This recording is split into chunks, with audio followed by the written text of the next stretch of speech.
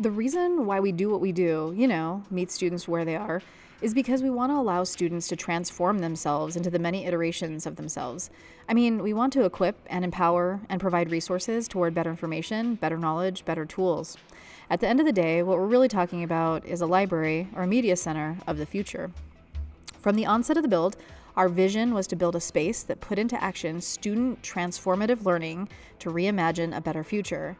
To meet that end, our Media Center is an education-centric center dedicated to providing student-centric access to information in multiple literacies, including digital, visual, textual, and technological. When you walk through the main doors, the first thing you should notice is an F-22 fighter jet suspended from our almost 30-foot ceilings. It's a quarter-scale model built by Arizona Aircraft Replicas and held in the cloud ceiling as a symbol of stealth, speedy, agility, situational awareness. It was hoped that the installation would remind our school community to see big and that we are capable of more than we know. These famous Utah Aviators were honored at our grand opening, and to honor them, we created ghost statuettes in a symbol of resilience, determination, and courage. Senator Jake Garn stands as an aviator who traveled to space on the Discovery Space Shuttle. Colonel Gale Halverson, known as the Candy Bomber, stands as determination because of the literally 23 tons of candy he dropped to the children in Berlin with his aircraft, and he would wiggle his wings to let them know that he was safe. Courage is a symbol represented by Alice Lead Ludlow, who learned to fly when she was 16 years old in Provo. From there, she served on the Civil Air Patrol to assist with emergency and disaster relief. The interior synergy of the library relies on functionality, design, creativity, productivity, and a fresh, clean space. We achieve this with large typographical signage and large-scale images. Some of our favorite large-scale images have to do with images that were actually donated to us.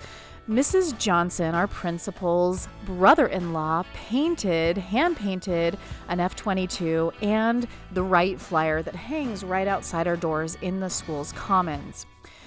In addition to that, some of our favorite pieces have to do with new acquisitions that have been donated generously by people on KSL. So we really love the community, and we love that people have a high interest. Another piece that has been really helpful is an Aviators map, which documents all the airports across the globe, and that was donated by Squadron Posters.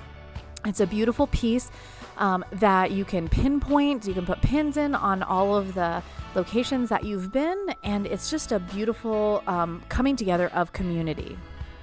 Embracing technology means investing in technology that allows students to have gadgets in their hands.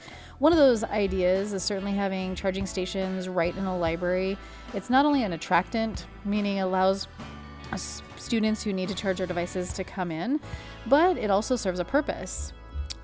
In our library, we have the Muso Powerball standing charging unit, simply because it fits with the theme and kind of the aesthetic of the library. However, with that said, it is kind of pricey for the aesthetic, but it does its job, and it does it well simply. If you're looking for a low buck option, some of the low buck options have to do with choosing multi-port technology charging station that you can mount near the librarian. One thing to consider with a desktop charging station is that the plugs are toggled to the desk itself. The last thing that I wanted to mention is that you want to have on hand different types of cables. As you know, different people have different phones, there's different devices out there.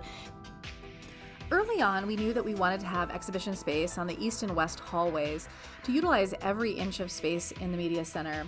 What we've done is we decided to go with hanging rails that have cables pulling from those rails. Those rails and the cables are very hard to see, but what it does is it allows us to hang frames from those cables and change it up every month. So next month, for example, is Women's History Month. This month is Black History Month. And because of that, because of our movable, modifiable space, it's really great to be able to change the images inside those frames and to allow for a dynamic space for students, teachers, in support, of course, of curriculum and learning and thinking. For Black History Month, a variety of exhibitions. The first exhibition is The Fierce 44. You can find it in book form. We ended up purchasing 2 books and basically cutting it up to display it on the walls. Using foam core, we decided to go ahead and mount all the images to foam core. Foam core can be found at the dollar store. We usually get it from Regional Supply in large 4x8 pieces, but nevertheless, the dollar store is always a great resource. And we use foam core for everything, including signage. Speaking of signage, we at Cedar Valley High School Media really do take pride in our signs and also our graphics that go out. Generally speaking, we have a once a month type of newsletter that goes out, but for special occasions like Black History Month, we have a teacher guide that goes out weekly, and it introduces the concepts for that particular week. You're looking at week 3 of Black History Month, where we introduce the Important Moments exhibit. It's a then and now rather than a timeline of Black history.